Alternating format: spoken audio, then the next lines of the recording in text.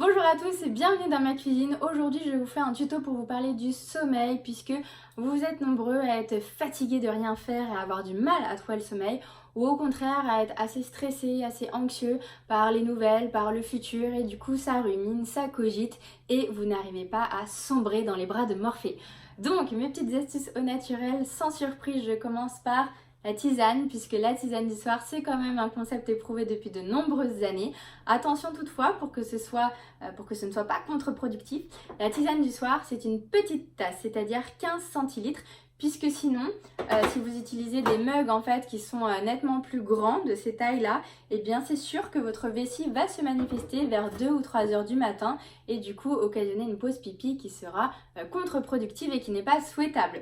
Donc, dans cette petite tisane, que pouvez-vous mettre? Eh bien, des plantes calmantes et des plantes qui sont sympas gustativement pour vraiment vous faire une petite ambiance cocoon le soir.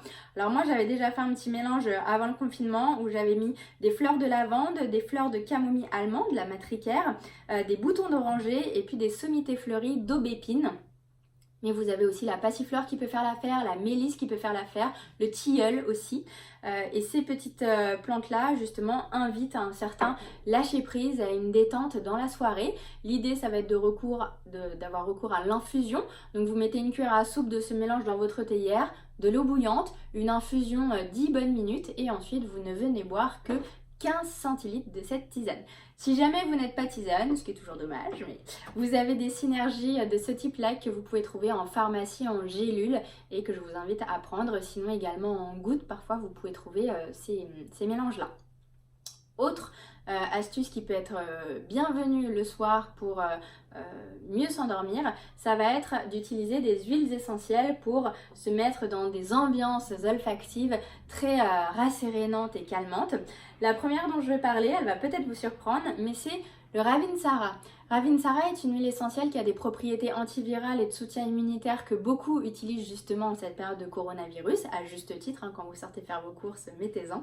Mais c'est une des rares huiles essentielles aussi qui est régulatrice des rythmes circadiens, c'est-à-dire de l'alternance jour-nuit. Et le Ravinsara, figurez-vous que quand on en respire le matin, elle est plutôt neurotonique et dynamisante, alors que quand on la respire le soir, elle est plutôt calmante et sédative. Et donc du coup, elle va être intéressante puisqu'elle fait à la fois le soutien immunitaire et cette sédation du soir.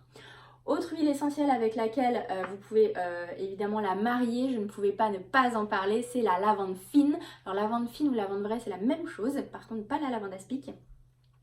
Lavande fine, de nombreux foyers français l'ont et c'est effectivement une grande régulatrice du système nerveux, une grande anti-angoisse, anti-stress, anti-nervosité et qui est propice à l'endormissement. Et enfin, une petite troisième dont je voulais vous parler, c'est le petit bonbon du soir, c'est l'essence de mandarine. Alors la mandarine est un agrume, comme tous les agrumes, c'est un positivant psychique, ça favorise la bonne humeur, la joie de vivre. L'insouciance aussi, ça renvoie vers l'enfance. Et la mandarine, c'est l'agrume qui est le plus sédatif de tous. Si vous n'avez pas de mandarine à la maison, peut-être que vous avez les feuilles de petits grains bigaradier qui font aussi l'affaire d'un point de vue calmant du soir. Ces huiles essentielles, elles conviennent pour tout le monde dès l'âge d'1 an, donc c'est des choses que vous pouvez même utiliser sur vos enfants. Comment les utiliser? En diffusion, si vous avez un diffuseur d'huile essentielle, je vous invite à en diffuser 1 heure dans la soirée ou sinon un petit quart d'heure avant le coucher. Toujours le dosage c'est 1 goutte d'huile essentielle par mètre carré, donc si vous avez une chambre de 15 mètres carrés, vous mettez 15 gouttes dans votre diffuseur. Davantage pour votre salon. Et vous pouvez aussi l'utiliser en massage. Donc dans le massage, si vous massez les autres, ça va être de masser le long de la colonne vertébrale, parce que c'est là où on a tous les récepteurs nerveux et qui est hyper délassant comme type de massage. 1 cuillère à soupe d'huile végétale et vous venez mettre 1 goutte de chaque huile essentielle si c'est pour masser des enfants, plutôt 2 à 3 gouttes de chaque huile essentielle si c'est pour masser un adulte. Après on ajuste selon le poids et la corpulence de la personne. Si c'est pour vous, du coup le massage du dos c'est plus compliqué et là vous venez mettre les huiles essentielles. Alors elles pourraient être appliquées pures mais je vous conseille plutôt de les diluer au préalable dans une huile végétale. Donc mettre un peu d'huile végétale dans le creux des poignets, sur le plexus solaire et éventuellement sur les tempes. Alors tempes au niveau des cheveux, pas au niveau du visage pour ne pas être trop proche des yeux.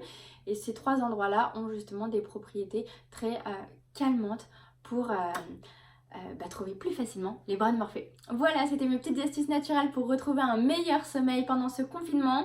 Je vous souhaite de douces nuits à tous, prenez soin de vos naturels et à très bientôt pour un prochain tuto.